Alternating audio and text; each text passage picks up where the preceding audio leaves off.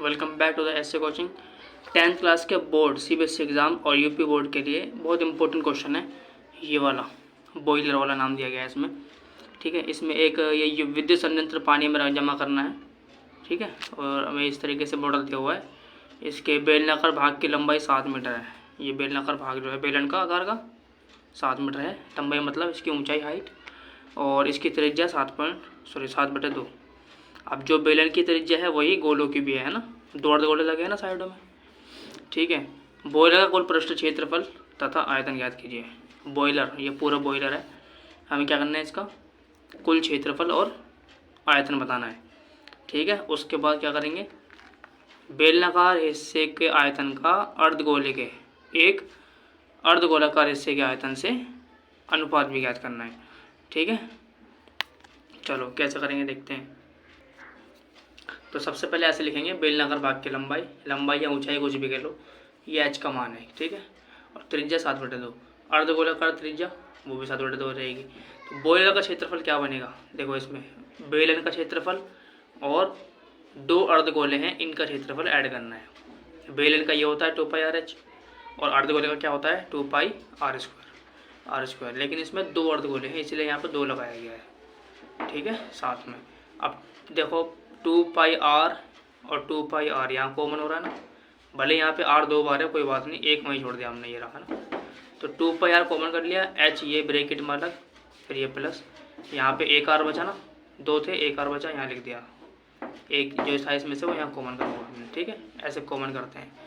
इसके बाद 2 का 2 लिखेंगे, पाई का मान 22/7, r का मान 7/2 दिया हुआ है, h का मान 7 दिया हुआ है, ये प्लस बीच में फिर ये वाला 2, फिर r की वैल्यू 7/2। सॉल्व कैसे करा है, 7 से 7 काट देंगे, नीचे ऊपर कट जाते हैं, 2 से 2 ये वाला काट दिया हमने। हम इसको भी काट सकते थे, 2 एकम 2 एकम 2 भाग करना है बस, है ना।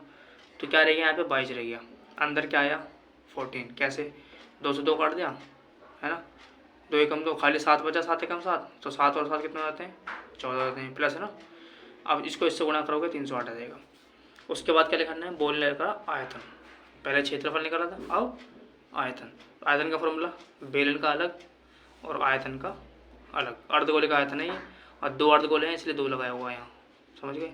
तो इस तरीके से कॉमन करेंगे, πr² और यहाँ भी πr², यहाँ 2 है यहाँ 3 है, तो कोई बात नहीं, एक को वहीं जोड़ दिया। यार 4/3 कैसे बना, 2 की 2 से गुणा करके, 2 दूनी 4, नीचे 3, ऊपर गुणा होती है, ठीक है, नीचे नहीं।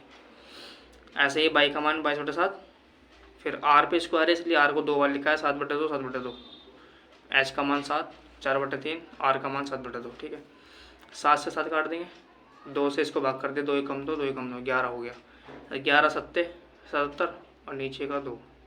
ठीक है, ये 7 हो गया, और 7 दूनी 14 और नीचे 3, ये तो भाग हो गया, लेकिन ये तो नहीं हो रहा ना, तो इसको ऊपर गुणा करना होता है, 7 दूनी 14 और नीचे को ऐसे रहने देना है 3।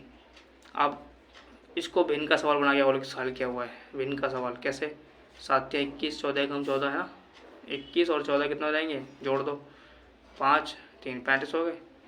ऐसे गुणा करिए, ऐसे गुणा करिए, फिर दोनों को जोड़ दिया, फिर नीचे गुणा होते हैं 3 एकम 3, तो इसलिए 35/3। अब इसको हमने क्या करा, भिन्न का सवाल, इसको ऊपर से ऊपर गुणा कर दो, नीचे 3 दूनी 6, 75 को 77 को 35 से, है ना, ऐसा करके, समझ गए। उसके बाद अनुपात का आयतन, आयतनों का अनुपात बताना है, बेलन का आयतन और नीचे 2 अर्धगोले का आयतन। हमने 2 का लगाया है, अब क्वेश्चन में 1 का बोला गया हो तो 1 लिख देना है आपको, फिर फॉर्मूला भी 1 पे रखना होगा वहाँ। ठीक है, देखो πr²h, ये बेलन का आयतन, नीचे ये अर्धगोले का आयतन, 2 अर्धगोले हैं तो 2 लगा दिया, और 2 की बात ना करे तो इसको हटा देना, खाली 1 ही रहने देना, बस यही पूरा, समझ गए। तो πr², यहाँ भी πr², ये रहा, इन दोनों को काट दिया हमने, इसमें 3 थे ना, 1 बच गया, ये रहा। अब h का मान 7, 4/3, r का मान 7/2, 2 दूनी 4 भाग कर दिया इसको, है ना, 2 दूनी 4 और 7 दूनी 14, 14/3 हो गया, यहाँ लिख दिया। तो ऊपर का 7 वो अलग और नीचे 14/3। अब इसको उल्टा करना है, नीचे वाले को ऊपर लाएंगे और जो ऊपर है वो नीचे, ऐसे सबसे ऊपर क्या लग रहती है, ये दोनों बदल जाते हैं जब गुणा में लिखते हैं तो।